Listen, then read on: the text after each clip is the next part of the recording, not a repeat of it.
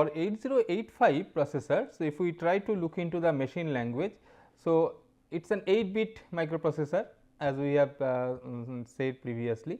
So, this is basically, so the word size is 8-bit. So, the number of different combinations that it can understand is 2 power 8, that is 256. So, you can have at most 256 different instructions with 8-bit word size. Out of that, 8085 uses only 246 different bit patterns. So, remaining 10 patterns are not used at all to form its instruction set, and these 246 patterns, so they define altogether 74 instructions. So, when I say 74 instruction, like add is an instruction, subtract is an instruction, move is an instruction, load is an instruction, like that.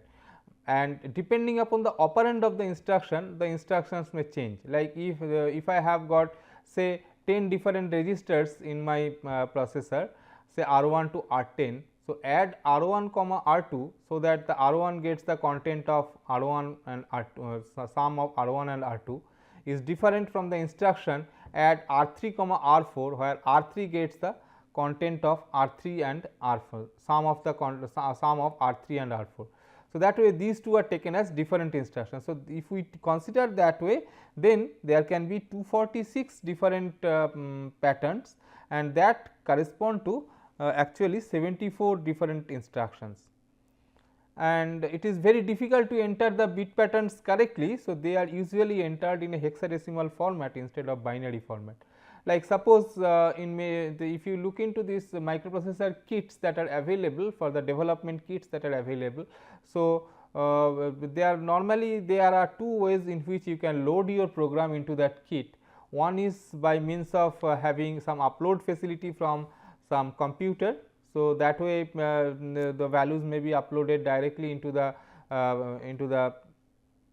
RAM of that processor of that kit, or many times the kits they have got a hexadecimal keyboard on which the numbers 0 to F they are given, and you can type in the values that you want to enter, like and they are entered in a hexadecimal format. For example, if you consider this particular bit combination like 00111100. So, this is actually the instruction that corresponds to the, that is it is actually corresponding to the instruction which tells the processor to increment the number in the register called accumulator. There is a special register called accumulator in 8085, and this particular bit combination 00111100, if it is executed, so it is telling the processor to increment the content of that accumulator by 1. So, instead of entering 00111100 as a binary bit pattern, so if you are entering the value through hexadecimal keypad, then the value 3 and C they can be entered, and this essentially translates to that. Of course, if you are doing it via some computer, then it will happen automatically. So, automatically the values will be loaded there, but all these uploading tools, so they have got an option which is to list the content of this uploaded file. So, there it will show in the hexadecimal format only for the sake of compactness. Okay. And all the manuals and everywhere you will find that they are talking in terms of these hexadecimal values and not in terms of binary values, because of the very simple reason that binary values remembering them or instructing them becomes difficult. And you see there are only 246 different combinations. So, in older days people almost used to memorize like what are the codes for all these instructions. It was not that difficult, like once a person is doing the 8085 programming for some days, it often becomes almost common to remember the instructions that are used very frequently, the codes for them.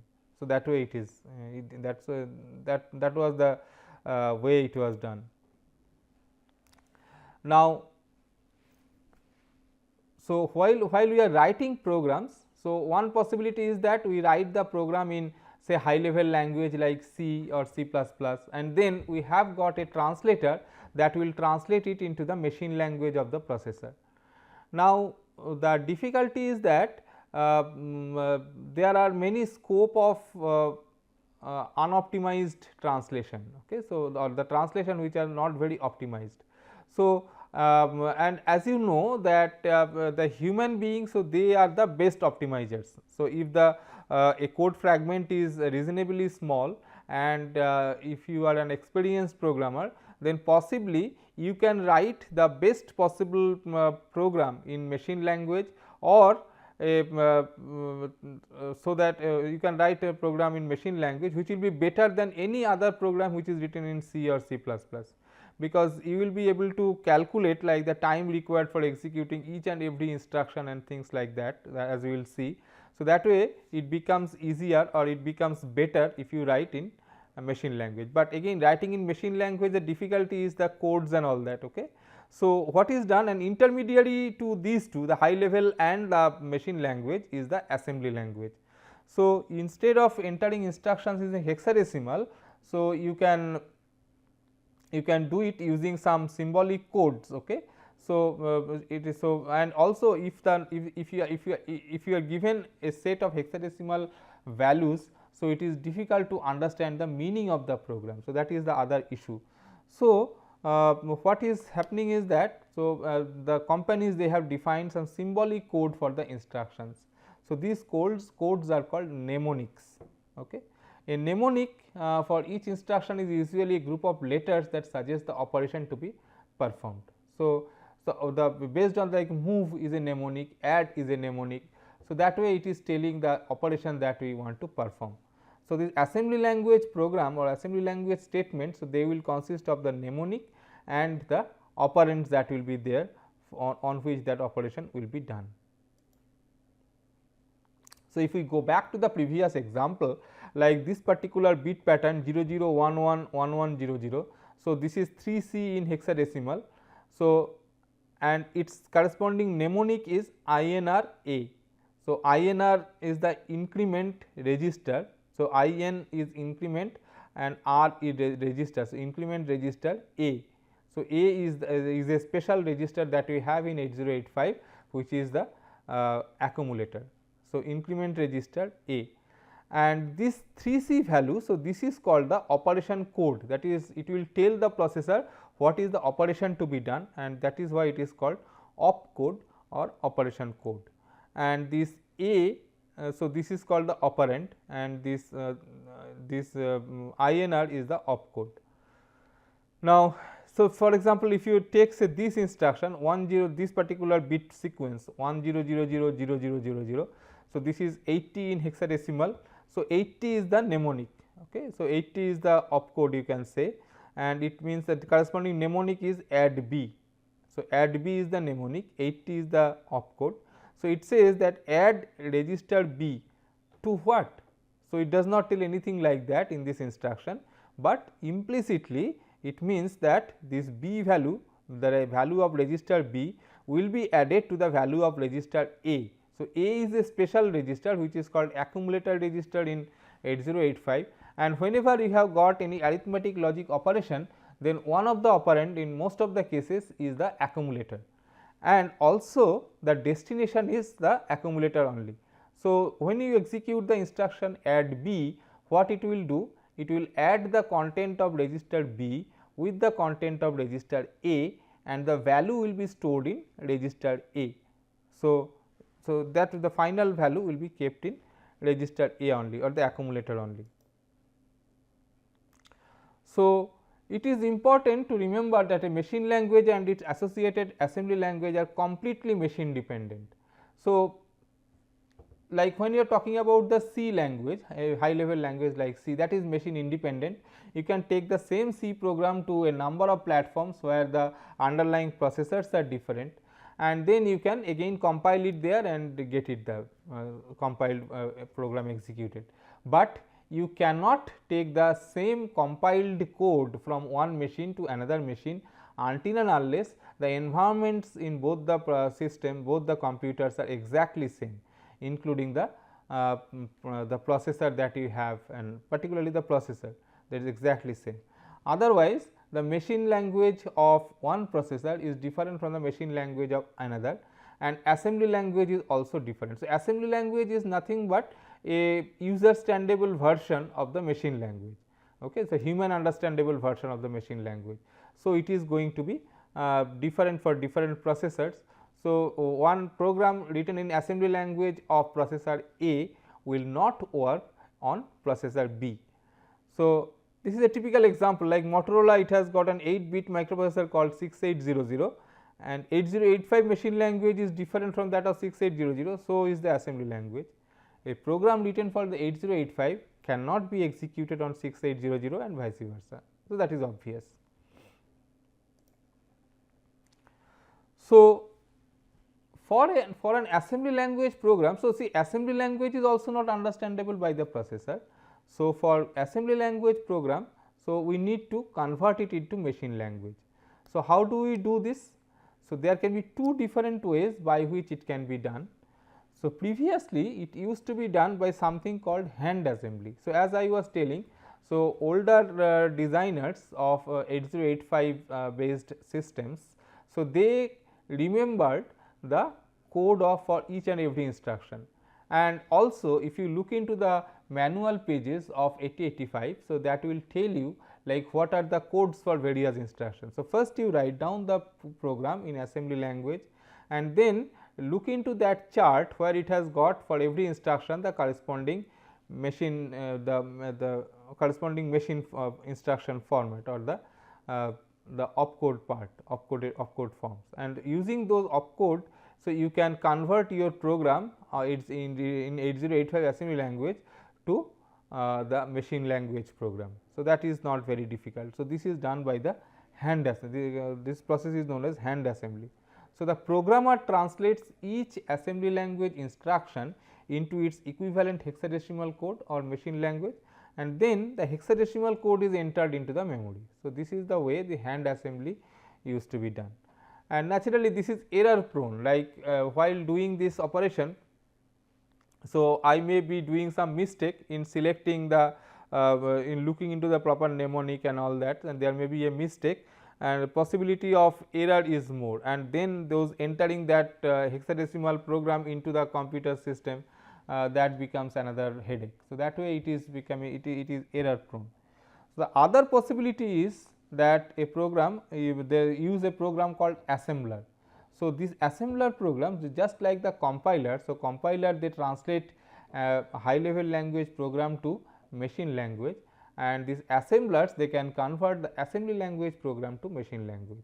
In fact, if you look into any compiler, so they will be having one stage called assembler. So, no compiler translates a program directly to machine language, it converts it into assembler, and from the assembler it will be converted into machine language.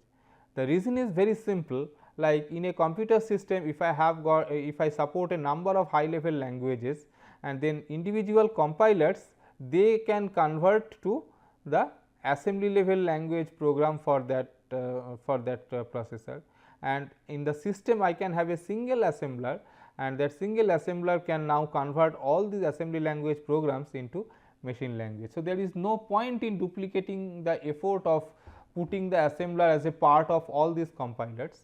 So, assembler part is made separate, and these compilers, so they generate code up to this assembly level and from that point onwards the assembler takes up and does the thing.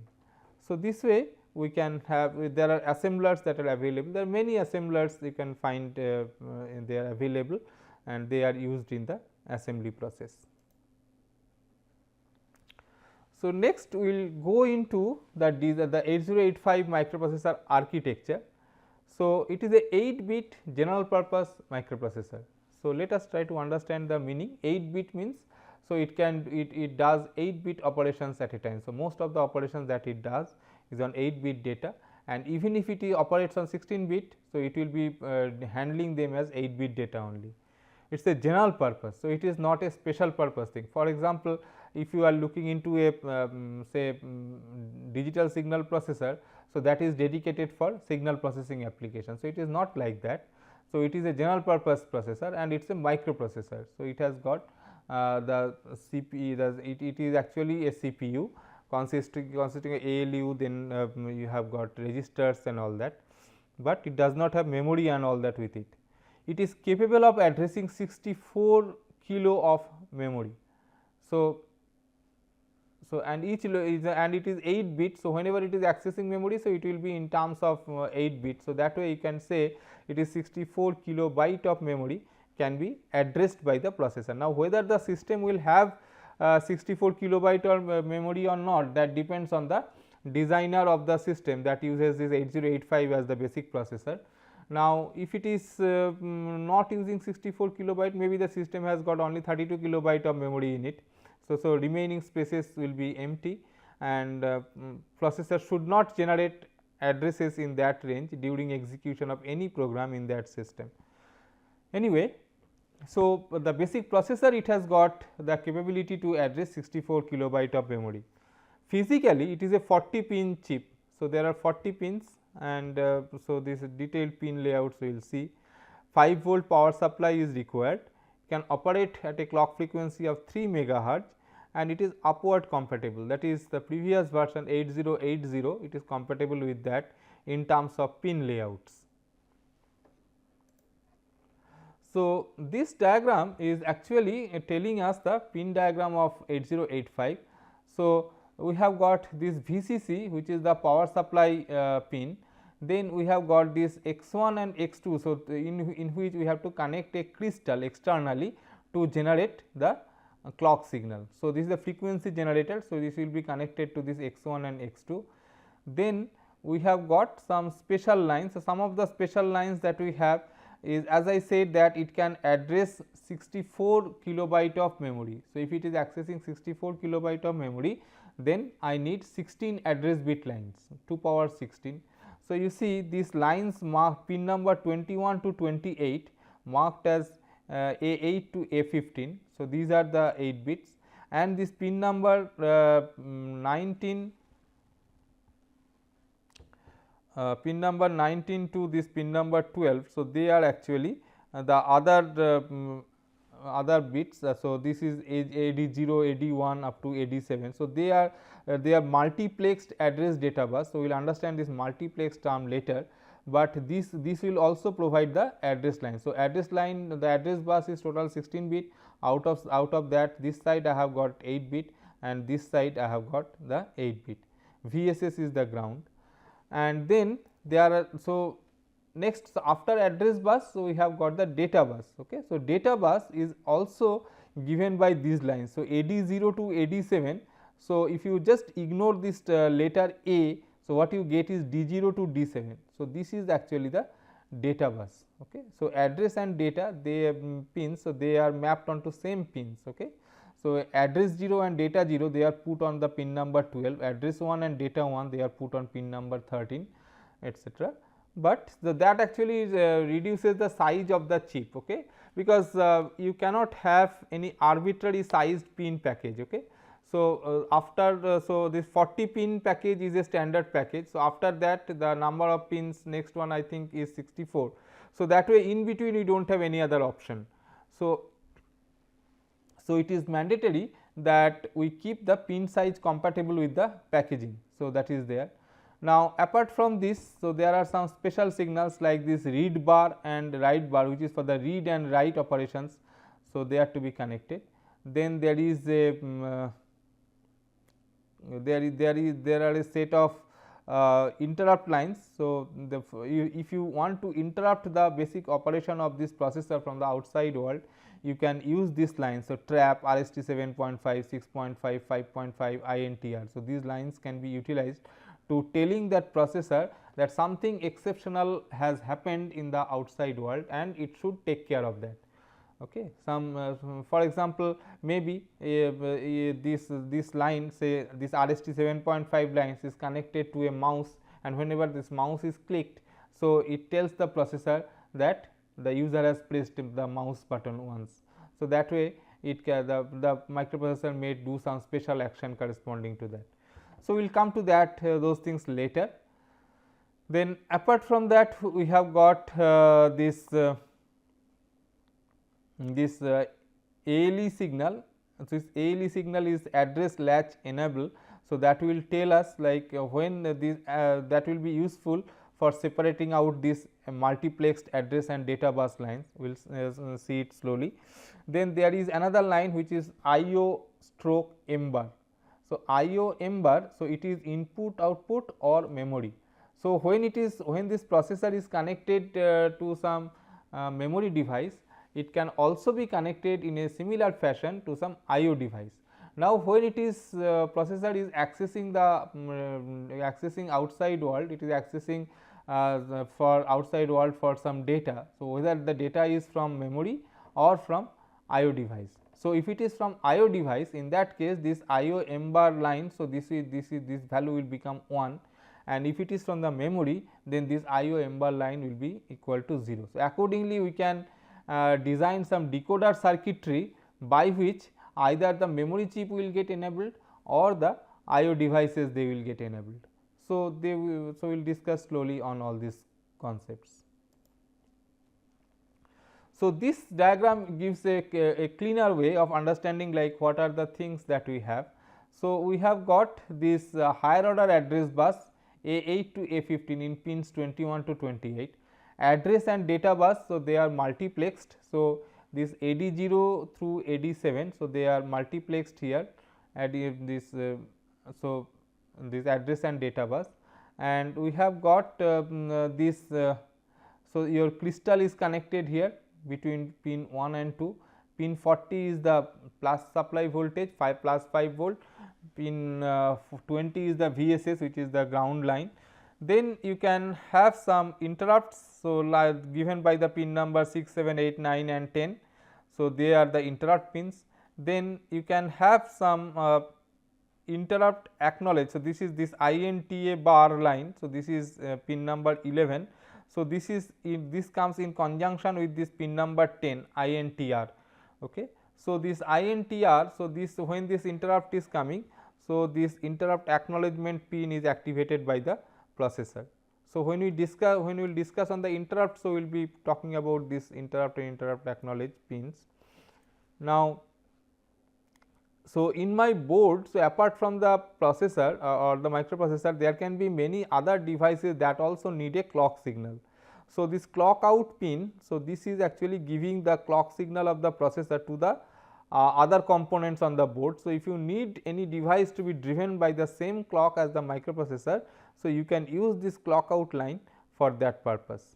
Similarly, there is a reset pin. So, this reset in bar. So, if this reset in bar, so this line is made 0, that means this 8085 operation will be reset, and as a result, so processor will start operation from the beginning. So, some registers in the processor, they will get some special values that in some sense will mean that the processor is restarting the operation. And as similar to the clock, this reset also we may need to give a reset out, because when this reset pin is activated, maybe we may have to reset many other devices as well. So, that is the reset out pin. So, this reset out will be this signal can be used to reset other devices. And we have got this SID and SOD. So, these two lines. So, this is SID stands for serial input data and SOD stands for serial output data. So, if you are feeding values to this microprocessor from the outside world, so one possibility is that you put some IO device connected through this address bus data bus lines. Okay, that is one way of doing it. The other way of doing it is you have some serial you have some mechanism by which you can send the bits serially and they are connected to this SID line. So, the bits are coming serially. Similarly, this microprocessor can serially output the data through the SOD line. So, if you are satisfied with low speed data transfer, you can go for the serial communication via this SID and SOD line. Okay. Another important pins that we have, this read bar and write bar. So, this read bar and write bar, so they are actually the read control and write control. So, this will tell whether the processor is trying to read from the outside world or it is trying to write to the outside world. So, when it is say trying to read from the memory, then this read bar line should be made 0, that is it is active. So, it is read bar. So, 0 means it is active.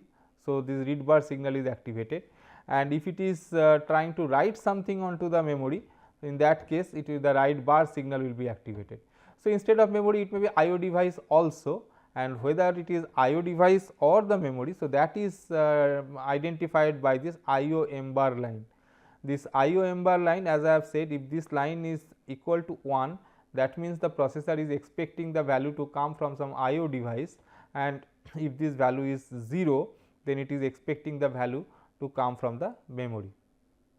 Then these two pins S0 and S1, so they actually tell the stage at which the microprocessor is at this point of time. So, as you know that this processor executes the instruction by following this fetch, decode, execute cycle. So, in those phases this S0, S1 pins, so they will have some appropriate values. So, by looking into these values from the external world, so you can understand what the processor is doing now.